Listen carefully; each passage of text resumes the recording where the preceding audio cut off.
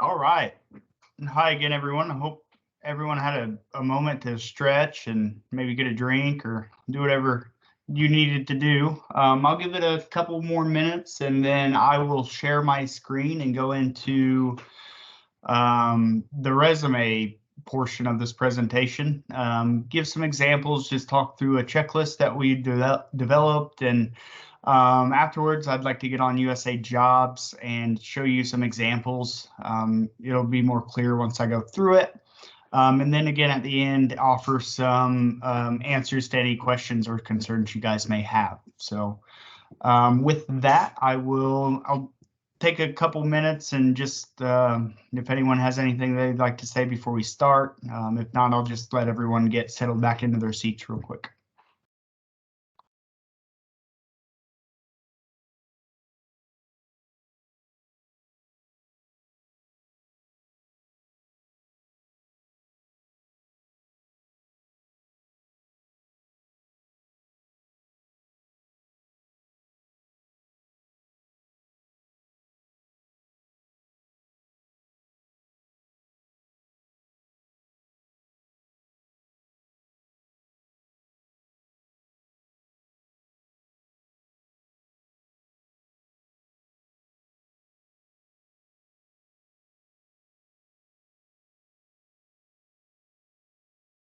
All right, guys. Before I get started, Janie, could you confirm that you can see the screen and hear me okay? Yes, I can see and hear you perfectly. Perfect.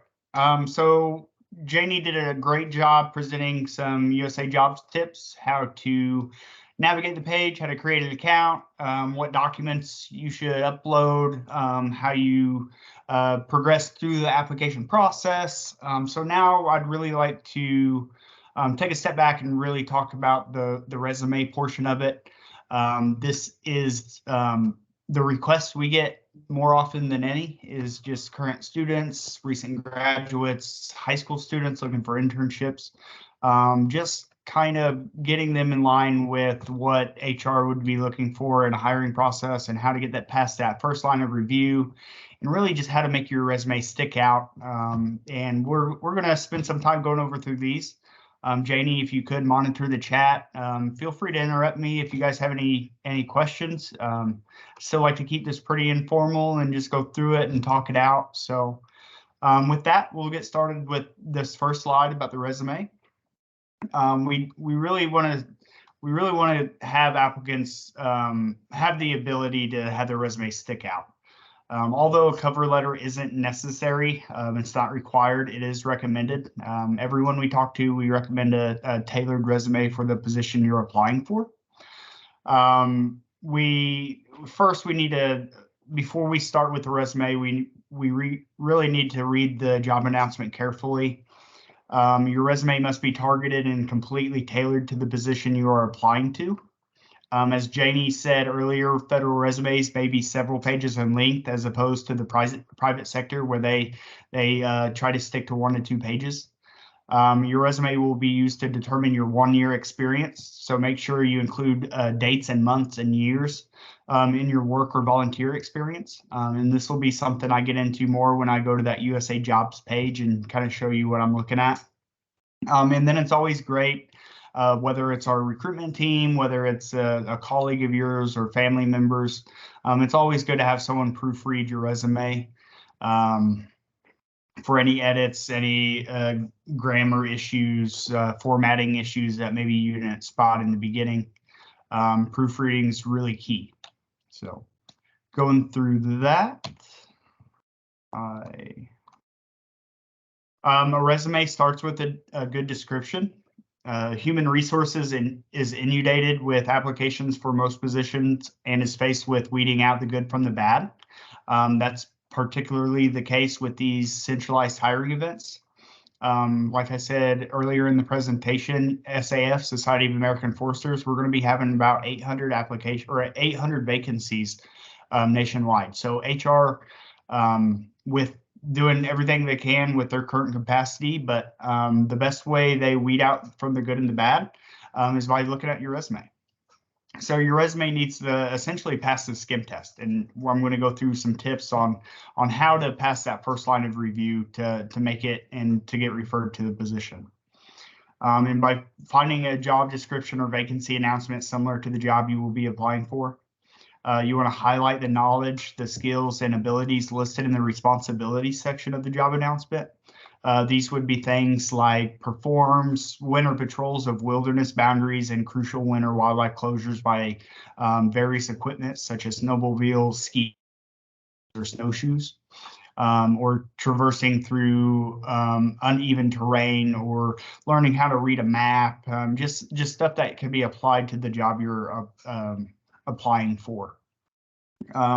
Review your master resume for any experiences that may speak to those skills or duties identified in the announcement.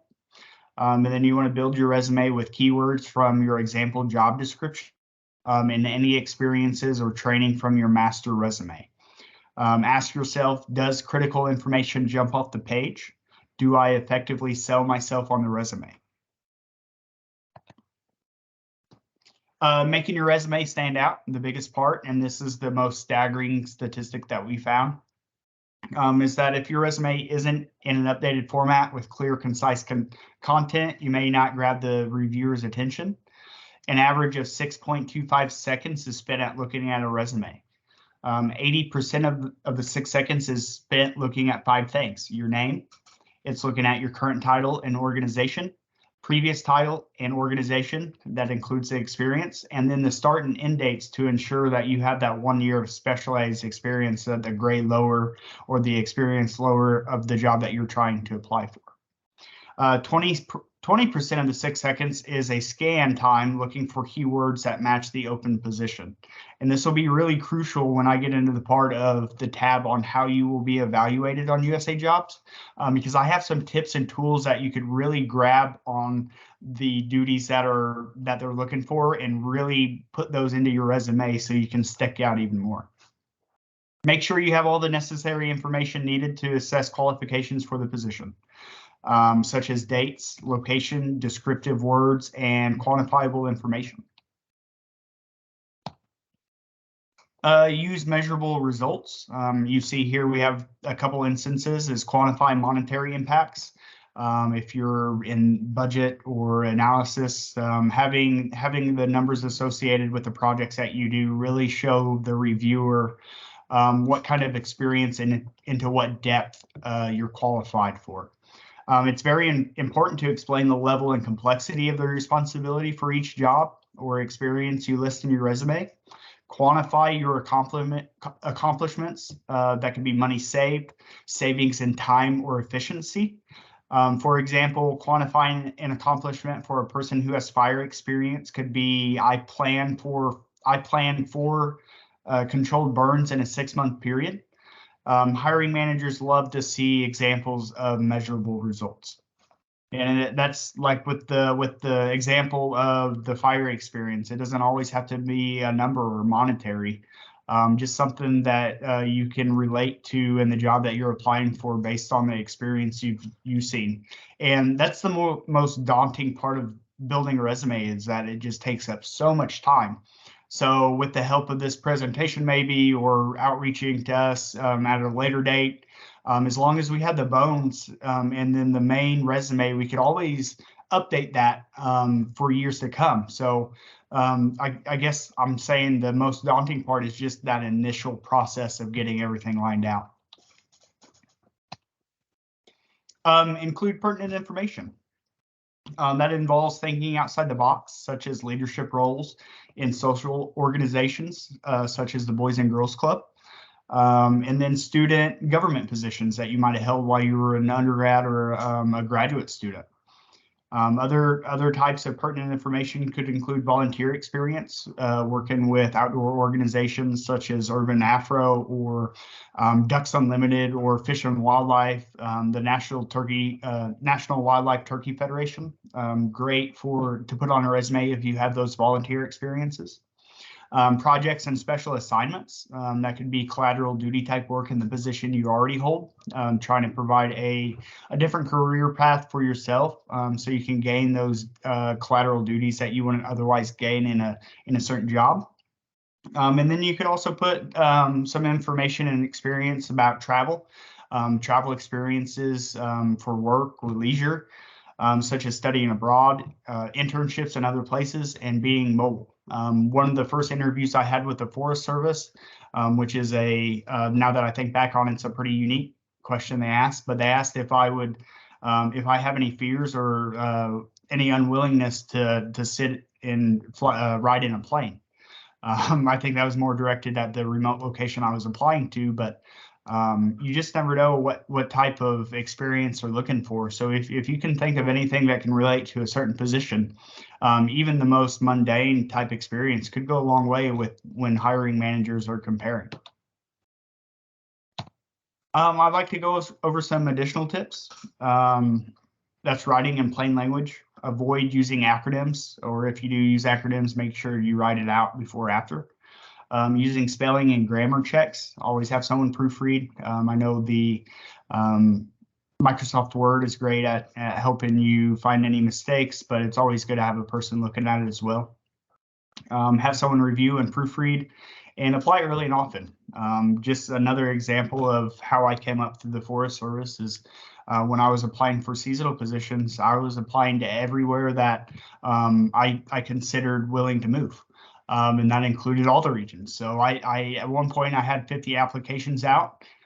So try not to get discouraged, but I see that firsthand, that sense of frustration and that uneasy feeling of, okay, if I get a job, when is it going to be? What do I do in the time between? So just stay diligent and know that with increased capacity through the Inflation Reduction Act and the Infrastructure Bill and the Great American Outdoors Act, we're filling some of these capacity needs. So yeah, like I said, just stay diligent, keep applying, and then reach out with us if you're having trouble making it through that first line of review. If you think you should be qualified, but you're not making it to that referred status, something's up. So let's find out what part of that application is not right, and we can try to fix it. So now, after kind of going over some vague tips in a sense, I'd like to go over the resume checklist. In a sense, if you want to visualize it, I'll have examples at the end of this checklist, but number 1 being at the top of the page, and then number whatever it is, I think 7, kind of being down. So you can kind of format it like that.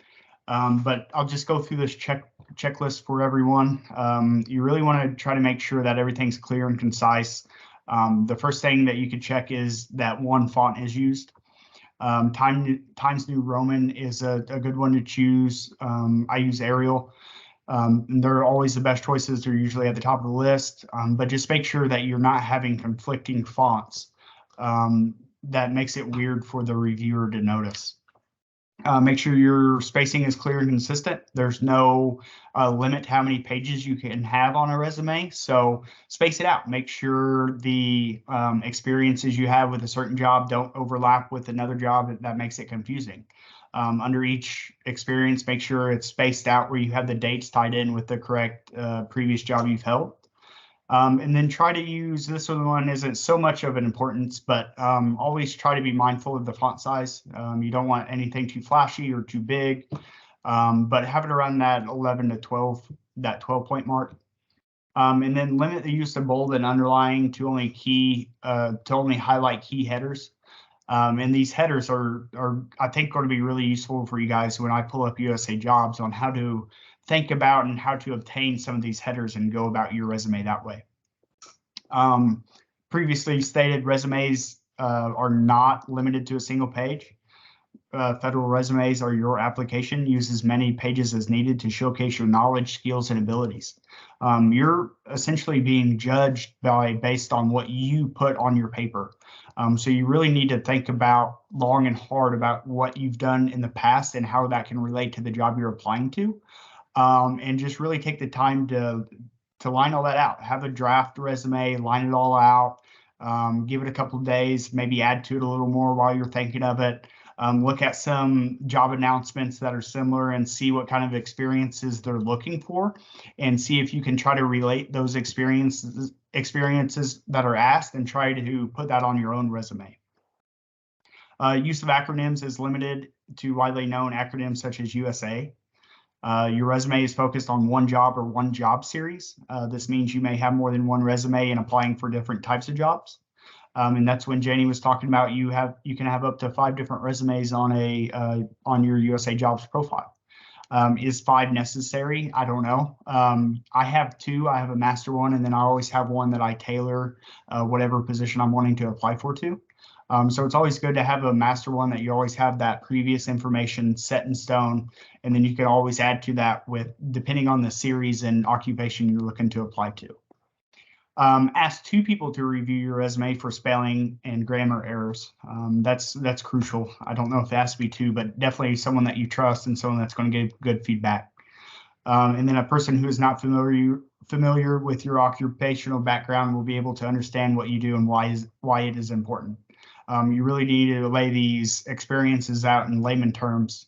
A lot of times, some of the people looking at your resumes, they don't hold the same position you do. They're not really in tune with what the duties are asked of. So they basically just mirror what the application is looking for and what you have on the list. So be very clear and be familiar with what you're trying to say in a resume, and make sure that other people that don't have that knowledge in your profession can understand it as well. So going after that, you have the first section, the header section. You want to put your name at the top of the list, obviously. The largest wording on your resume has a font size between 24 and 28 point font. Contact information that's required under each vacancy announcement. You need to have a phone number that's easy to reach, and then a personal email that's not tied in with a institution in case you graduate and don't have access to it, or you transferred to another school. It's always good to have an email that you can check regularly.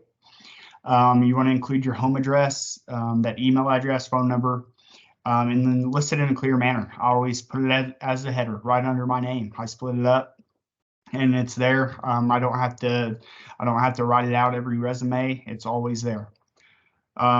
Your email address is professional. Tip: use an email address that you will have access to for at least a year. So that goes into what I previously said. And then number 3, a big one, professional summary skills. This is of course optional, but it's always good to have the premise of who you are, what your skill set is, and what you're looking to do as far as a career. An objective section shows what you want. A professional summary shows that you can offer. Delete the objective section or replace it with a professional summary section. That could be the next thing right under the header that includes your contact information. Consider this section an elevator speech to summarize your expertise. Pinpoint key skills listed in the job announcement to include in your professional summary. Top clearances and certifications are included. I see a lot of times with wildland firefighters that are trying to get a promotion or a lateral position. They have a lot of their wildland fire certificates listed at the top. Because for that job that they're applying to, that's the most important. Can they meet the basic qualifications from their master record for these types of firefighter positions? Number 4, work experience section. Work experience requirements listed in the job announcements are reflected in your resume. Review the duties, responsibilities, qualifications, and how you will be evaluated sections of the job announcement to pull key experience requirements. And that's when I'm going to back out of here real quick and then go into here. So what I was hoping to discuss with you guys are these tabs up here. It shows the summary of the position being the first tab, but the ones I really want to look at is the required documents. And you'll see right here the resume, and then I'll have everything that's included. So when people reach out to me needing help with a resume, this is one of the first things I point into. Are these required documentations. So the number 1 being your personal information, like I addressed, your education, detailed work experience. Another good one that kick people out of contention for a job is not having a supervisor's phone number or whether or not the supervisor may be contacted for reference. That's really huge when you have a position listed that you really want to have the month and year included for each previously held position, but you also want to try to find the supervisor that you had and whether or not they may be contacted. And I see a message. Janie, I can pause real quick if it's a message on an individual. Terry was sharing about some of her experience and just sharing that the presentations have been helpful. Oh, excellent. Awesome. So I'll keep going into this. Another good one to keep in mind of is this how you will be evaluated. And that's when I was talking about the headers for each position and what they're looking for. Under how you will be evaluated will be competencies that the HR team is looking for. As you can see here for this GS 1112, so a middle leadership type of role, probably a district civil culturist or district TMA forester position. So let's see how they will be evaluated. And you see forest management, oral communication, planning and evaluating, supervision, technical competence, and workforce environment. Some of these could be great tools to use as headers in your resumes. Essentially grab forest management, underline it, bold it, and then line out and bullet some experiences under each one. That's a great tool for HR to see that you have experience and what they're looking for. Some other core competencies other than forest management, oral communication could be equipment use. If you're trained and carded for chainsaw use, you could put that under equipment use, any ATVs, UTVs. If you're applying for a recreation position, you could put, you know how to run a lawnmower or a weed eater, or just simple hand tools. So you could really expand your experience by using these core competencies and really outlining your resume for that specific job. Another one I like to use is collateral duties. I like to always put some of the experiences they might not be asking for, but experience that I've taken as opportunities.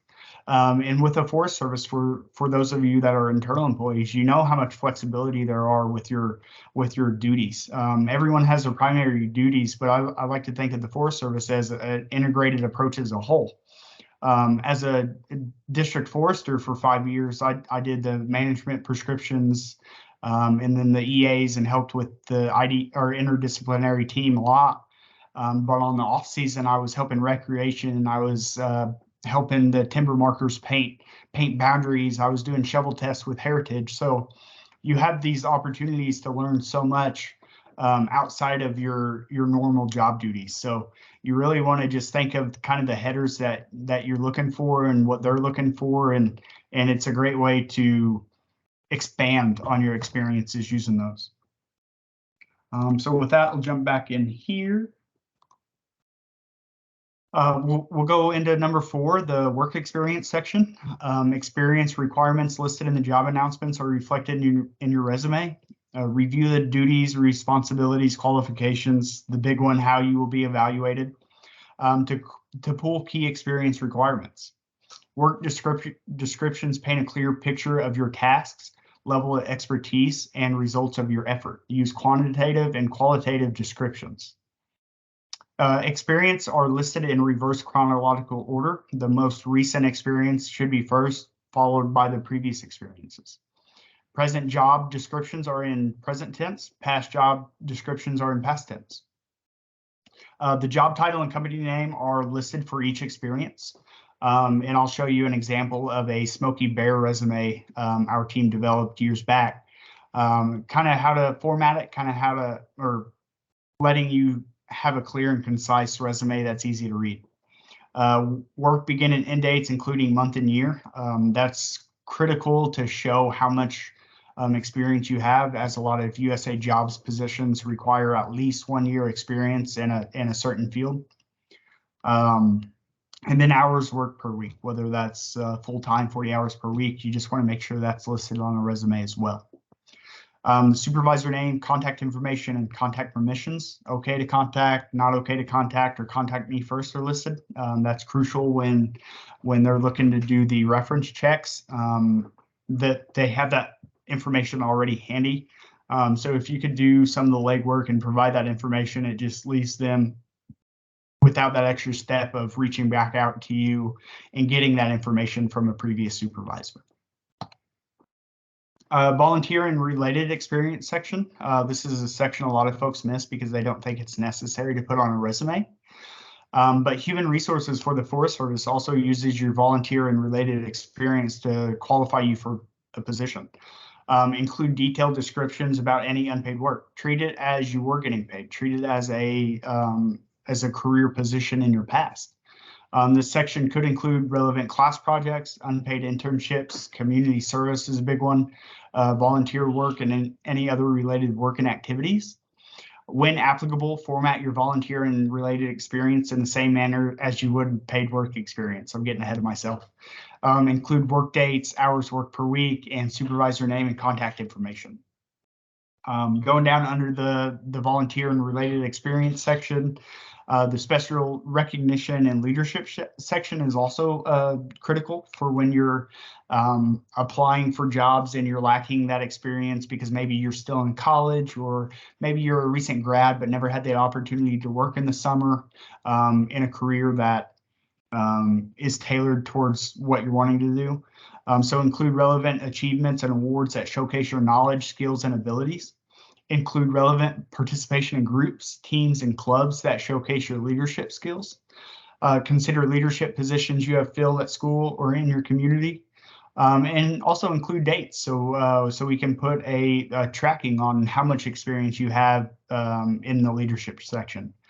This could also include bright students that find mentoring or tutoring in the classroom setting very valuable as well. It just shows that leadership commitment and the traits that we are looking for as an agency. Going into 7, special training certification section. List relevant training and certifications that are not included in professional summary skills sections. Again, include the dates for training and certificates and make sure everything's up to date. I know a lot of these positions that are asking for a certain level of qualification. Sometimes they ask you to upload your master record, they call it. So that's always in that USA Jobs profile as well. But not only do you want to upload it to USA Jobs, you want to put some information about that on your resume as well. Now below, this is where it's a little different. I like to put my education right at the top of my resume, right under the header, right under the summary, just so HR doesn't have to keep looking for what kind of education I have. Review the qualifications and how you will be evaluated sections of the job announcement for key education requirements. Show accomplishment of these requirements within your resume. You will still need to submit a relevant educational documents as confirmation. Include location of educational institution and include the dates of completion. And before I'd like to back out of that, go back into here and then duties. So the requirements for this forester position at a 460 level, it has everything outlined. So you know if you can apply for it or not, you know what educational information should be on your resume. And then you'll see the first basic requirement is a degree in forestry or related subject matter field at a total of at least 30 semester hours in biology, physical sciences, math, sciences, or engineering. And then at least 24 semester hours of forestry curriculum. That could be forest management, dendrology, soil science, recreation management. There's a lot that you can utilize to add that as an experience. A lot of these times there are ways that you can use education and experience to be able to qualify. And you'll see that here, you have the basic degree requirement, or you could have a combination of education and experience. And that's courses equivalent to a major in forestry or at least 30 semester hours in any combination of fields with the same 24 hours in forestry. The requirements for diversification of the 24 hours in forestry are the same as shown A. In addition, you also have to meet some specialized experience requirements, and that's where we go into like the GS pay scale and the time and grade. It's what it's called. For the GS11 position, you need to have 1 year of specialized experience at a GS9. So if you are a current forester at the GS9 level, you just want to make sure that your resume sticks out where you do have that 1 year or more experience to be able to apply. Or you can bypass the specialized experience, and you can qualify based on a higher post-secondary education, such as a PhD. And then you could also use a combination of your education and experience to be able to qualify. So a lot of these are different. So it's very good to take a look at the announcement that you're looking to apply to, make sure that you understand everything completely, and make sure that everything that's needed is included in your resume. I'm going to go back to this. So number 9 is the reference section. This is another big one I like to point out to students I work with. And that's, you want to have 3 to 5 professional references in contact information at usually the bottom of the resume.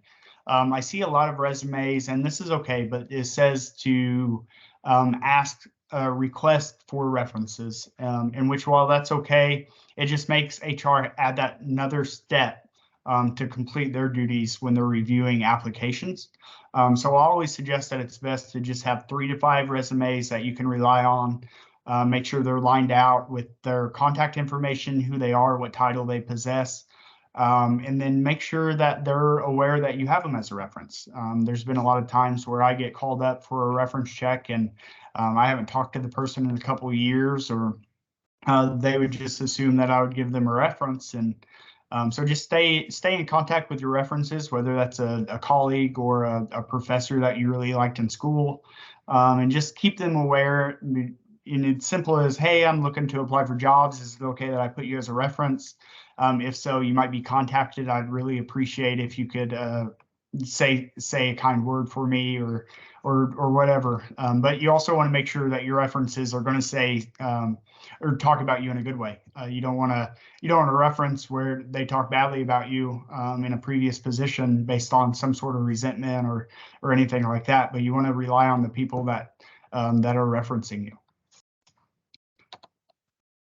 So here's an example of a resume that the team developed before I got on board.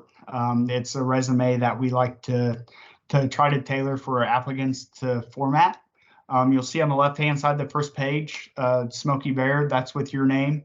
You have the address right under that, your phone number, and then an email that you can check regularly. Under that is a career summary. It's basically your intent, why you're applying for these jobs, what skill sets you have, and what you plan on doing. Under that, you have this key skills that you can bullet out. And then the main one I put usually under key skills, which will be down on the 3rd page of this, is the education. But something to consider is putting that education at the beginning, especially if you're a recent grad with hardly any other experience, so that HR knows that you're qualifying based on education, and it's right there, plain as day, the first page. Because going back, what did I say? How many seconds are used to look at a resume? And it's just over 6 seconds. So you want the most pertinent, the most necessary information on the front page, so when they're skimming through it, they see it like, yeah, you have a degree, you graduated within the last 2 years, and then there's your volunteer experience, your professional experience right under that. So with that, going under work experience, you'll see that they worked as Smoky Bear worked as a forestry technician intern. They has the GS series and grade associated with that, so HR knows what your time and grade is. It has the month and year from May 2019 to present, and then it has the organization, the department, USDA, Forest Service, what forest, all the way down to the individual ranger district. It includes, what's also required is the 40 hours per week. It has Rec Tech Beth as the supervisor with her contact information, and then it asks that you contact the applicant first. And that's very okay. It's probably letting the applicant reach out to the supervisor and just giving them the heads up that they might be reached out here momentarily. Directly under that, the formatting looks well. I like to change a couple things up, but the headers are really useful. And remembering back at the how you will be evaluated will really let your resume stick out. Strategic planning is a great way to start. They have it in a paragraph format, which is completely fine. You want to try to stick to 1 or 2 paragraphs, not much more than that. But I really like to take those individual sentences, put them in a bullet format under each header, just so everything's clear. You can see the experience line item by line item. When you're skimming through it, you don't necessarily have to read it like a book. So I always recommend adding headers and then bulleting out underneath. You'll see under here the other core competencies that they have listed as project management, which is a good one. Any special projects that could also be tied in with collateral duties, working with other departments. And then it goes into, and before I go into the other position, you can by technician intern, you could put equipment use. Well, you, as a forestry technician intern, you mowed campsites all summer. That's equipment use that's necessary for a job that you're applying to, or if you work on an interdisciplinary team working with policy, you could put a header as NEPA and put everything that you contributed, whether that's making working maps for the group or what have it. But just really think about everything that you've done in these certain positions and really try to expand. You'll be surprised the more you think about it, the more you can put on a resume. So Smokey Bear's other experience, that's his most present. You'll see his second listed as another forestry technician intern at a GS4 grade. You worked there for, it looks like a season, wildland fire position. So again, a header wildland firefighting. You have your training header. You can again put equipment use. You can put collateral duties. You can put customer service. A lot of times these wildland firefighters, when they're doing smoke patrol or just patrolling the forest, they're the face of customer service a lot of times. And you can really gain some good experience providing maps or providing insight for tourists visiting your forest. So don't forget about those experiences too. It's not just directed at your main job duties, but it's stuff that not only helps the public, but helps your colleagues too. So we'll pass this third experience and we'll go to the next page. That's volunteer experience. It shows that they volunteered as a recreation crew intern for a summer with the Greening Youth Foundation. And then again, they have the headers with coordination and communication. Both of these would be great to put on any job experience, because a lot of times you're communicating, whether that's with the public or with colleagues or with the non-for-profit organizations doing some partnership things. And that can tie in with coordination as well. So always look at the job announcement, look at a couple different positions and see what the core competencies are. And that'll give you a great idea on how to line out your resume. Going down to special recognition, Smokey Bear won the Dean's Award for Outstanding Academic Achievement. That's a great way to stick out on a resume, especially if it's a recent grad position that's very competitive. Someone with outstanding academic achievements going to shine more than someone that just skirted by during their undergrad. And then also Region 8 Regional Foresters Honor Award for Cubs for Recreation Summer Camp. So any special recognition, whether that's monetary or whatever it is, make sure you include that just to have that extra piece, that extra edge. Specialized training. This goes into, you'll see a lot of this more with wildland firefighters trying to qualify based on their training, but you'll see the basic firefighter qualifications, S130-190, and they got it in 2016. First aid and CPR is always a good one. Most field going employees are required to have this, so it's good to stay on top of that. And then another good one for firefighting is the S212, which is the chainsaw course. You can put your proficiency level and just make sure that you're up to date on that when you put it on the resume as well. The education portion, it's at the bottom of this example, but again, I like to put it on the first page right underneath the summary. Again, you can put the year of completion is necessary to put on there, what institution it was, where at, and then the GPA is always a good line item to put in there as well. And then the references always at the end of the page.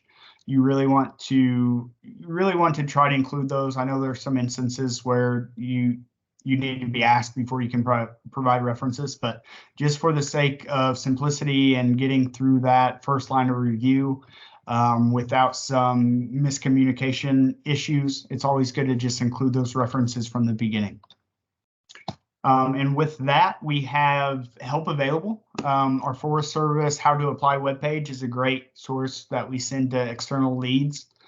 And then we have our own Region 8, Region 9 email. I'll put this in the chat after I stop sharing my screen, but it's sm.fs.recruiting@usda.gov. That'll be reaching all of us. We all have that shared Outlook email access. So we always have someone monitoring it, answering questions, setting up the Microsoft bookings for discussions. And then another one I would like to talk about before I get into the USA Jobs website is our Constant Contact. And that's run by our Region 8, Region 9 recruitment team. It's a bi-monthly mailing list that goes out. We modify it due to the upcoming opportunities for that month. And then we send it out to everyone that's subscribed to it. You can simply do that by texting U.S.F.S. R8 to 22828. This will put you on that mailing list. And currently we have over 2,600 leads that follow us and are subscribed. So when those messages come out every month, we always have people reaching out, like, hey, I'm super interested in this job opportunity. Could you help me with my resume? So once we send those out every month, we do get a influx of people looking for assistance, but that's why we're here. So if you're looking to stay engaged, if you're a current student looking for internships, or a current student, maybe not looking to apply right now, but afterwards, that's the best way to stay engaged, is our Constant Contact message. And with that, that's tied into real close with this fs.usda.gov/jobs. That'll basically have all the national hiring events. It'll have webinars about going through USA Jobs and more resume help and what some different opportunities mean. So there's always assistance out there, and we just try to provide that. And then with you can follow us. We're on all sorts of social media for classroom visits and career fairs. We like to utilize Handshake. We can do everything from contacting the point of contact to registering for the event.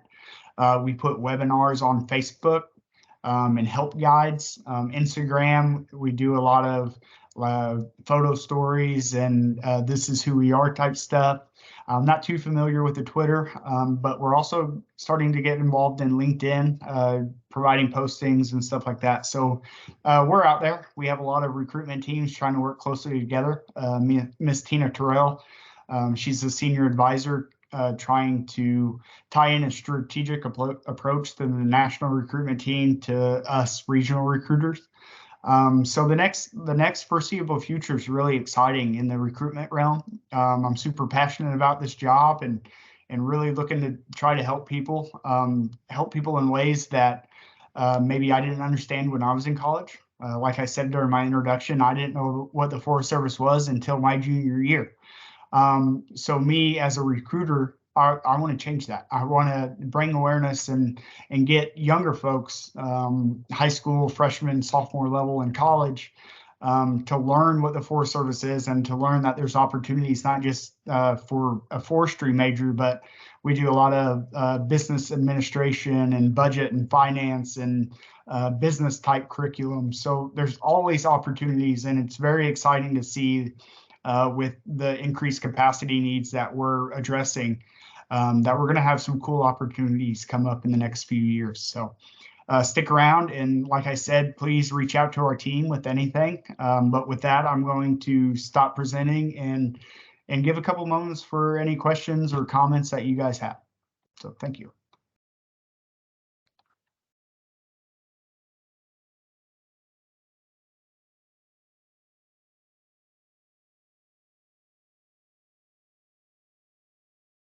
All right, looks like you have a question from Kay. Kay, if you want to go ahead and unmute yourself and ask your question. Yes, so it's very good information to know that there is help available. But you said you're in region 8 and 9. Are there different staff members available with all the regions? Or Absolutely. Sorry, Kay. is there like a resource page that has a complete list? Yeah, I'll let Jesse answer part of that as well. We do have a resource list of all of the recruitment boxes for each of the regions. If a region does not have a recruiter currently, they are in the recruitment process to have a recruiter. So yes, the goal is for each of the regions to have one. Great. I know I love ours. I'm in region 1. Yeah. So. You have a good one there. Right. Amber, she's great.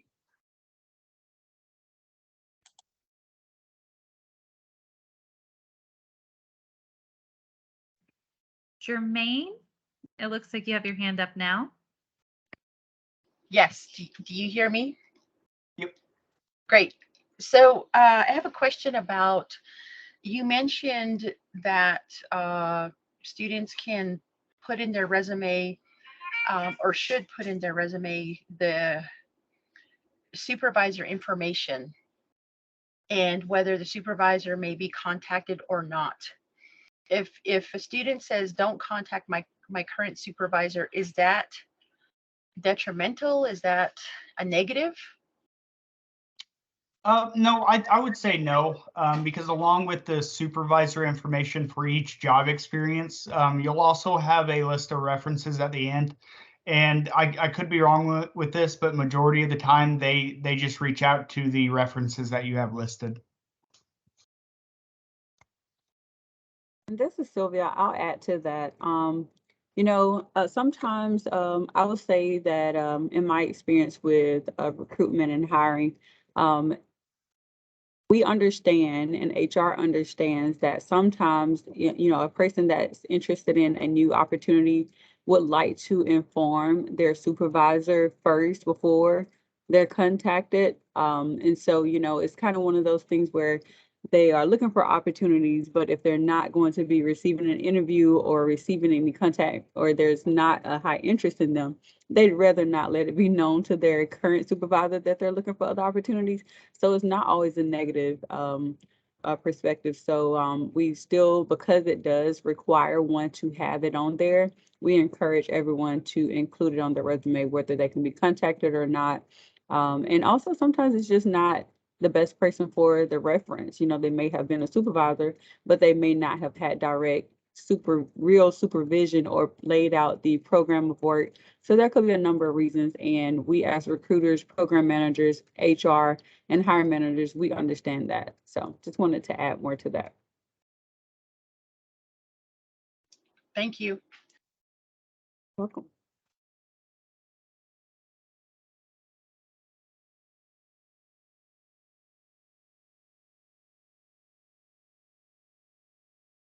Okay, Are there any other questions? I'm sorry, I keep forgetting to lower my hand. No worries. I figured that was it.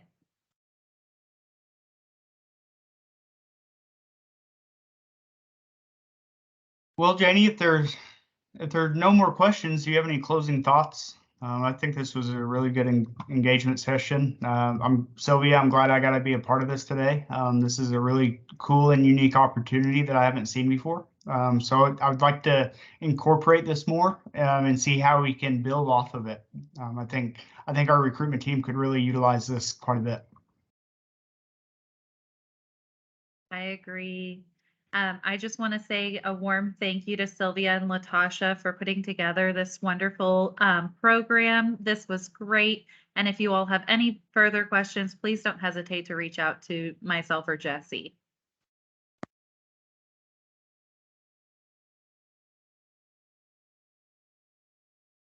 Awesome. Thank you so much, both Jesse and Janie.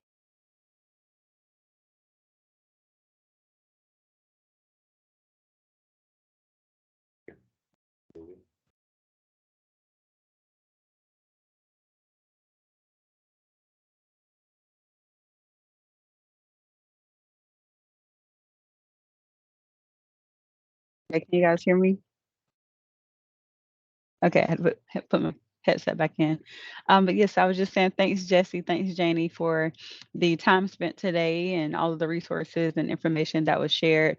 A lot of useful information for USA jobs and federal resumes that can definitely help to enhance one's application. So thank you so much for your time today and engagement. So I did see in the chat that people appreciated the session. So again, thanks. All right, so at this time, we are a little ahead of schedule. So before we go into the next session, I guess I'd just like to see if there's any questions or comments about anything today from any of our participants. And if you have just joined us and have not shared where you are from, then please